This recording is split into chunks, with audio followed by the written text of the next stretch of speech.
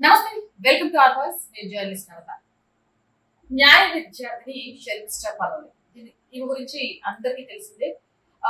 Social మీడియాలో పెట్టిన ఒక పోస్ట్ కారణంగా తమ మతానికి సంబంధించి మాట్లాడింది, మనోభావాలు దెబ్బతిన్నాయంటూ కేసులు నమోదు చేశారు. అంతే అత్యుత్సాహంగా పశ్చిమ బెంగాల్ పోలీసులు ఈవిని అరెస్ట్ చేశారు, కోర్టులో సబ్మిట్ చేశారు, రిమాండ్ పంపించారు. ఆ తర్వాత మధ్యంతర బెయిల్ కూడా వచ్చేసింది ఈ అమ్మాయికి.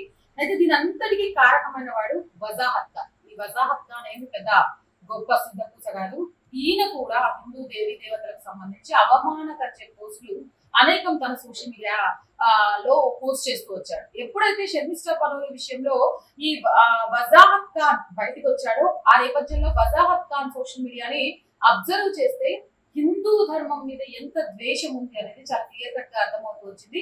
ఈ నేపథ్యంలో ఇతని మీద ఇటు పశ్చిమ బెంగాల్ తో పాటు అస్సాము, పూనా, మహారాష్ట్ర ఇలా చాలా చోట్ల కేసులు నమోదవుతూ వచ్చాయి. అస్సాంలో అత్యధికంగా కేసులు నమోదయ్యాయి. ఈ కేసుల నేపథ్యంలో అస్సాం సీఎం హిమంత బిశ్వ శర్మ ఇతన్ని అరెస్ట్ చేయవలసిందిగా పోలీసులకు విజ్ఞప్తి చేశారు. అయితే అరెస్ట్ చేయడానికి కోల్కతాకు వచ్చిన పోలీసులకు ఈ వజాహత్ ఖాన్ పరారీలో ఉన్నాడనే విషయం అర్థమైపోయింది.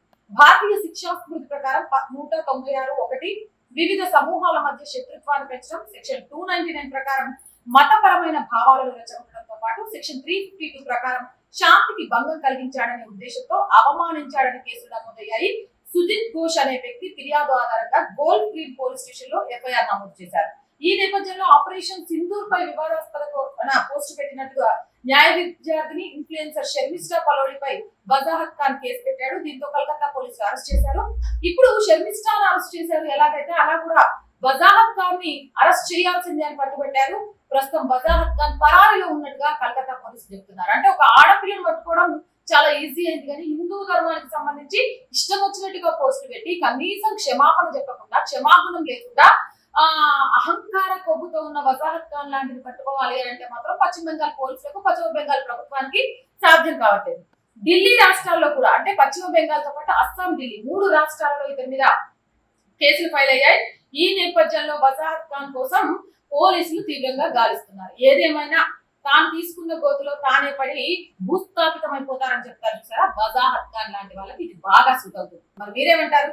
వజాహత్ ఖాన్ ని పట్టుకునే సత్తా కలకత్తా పోలీసులకు ఉందా? షేక్ షాజహాన్ లాగా వజాహత్ ఖాన్ ని కాపాడే ప్రయత్నం చేస్తారు అనుకుంటున్నారా? మీ అభిప్రాయం ఏదైనా నిస్సంకోచంగా కామెంట్ సెక్షన్ లో తెలియజేయండి. మోర్ వీడియోస్ కోసం ఆర్ వాయిస్ ఛానల్ ని వెంటనే సబ్స్క్రైబ్ చేయండి. చాలా మంది వీడియోస్ చూస్తున్నారు, సబ్స్క్రైబ్ చేయడం మర్చిపోతున్నారు. Please subscribe our channel. Content బాగుంది అనిపిస్తే లైక్ చేయండి, షేర్ చేయండి. ఆర్థికంగా సపోర్ట్ చేయాలి అనుకుంటే సబ్స్క్రిప్షన్ పక్కన జాయిన్ అనే బటన్ ఉంటుంది. 1 to 5 లెవెల్స్ ఉంటాయి. ఏదో ఒక లెవెల్ లో సపోర్ట్ చేయండి. లేదా స్క్రీన్ మీద గూగుల్ పే, ఫోన్ పే తో పాటు అకౌంట్ డీటెయిల్స్ ఉంటాయి, మీకు వచ్చే సహాయం చేయొచ్చు. వ్యాపార ప్రకటన కోసం 8328500576 నెంబర్ని సంప్రదించండి. జై హింద్, జై భారత్.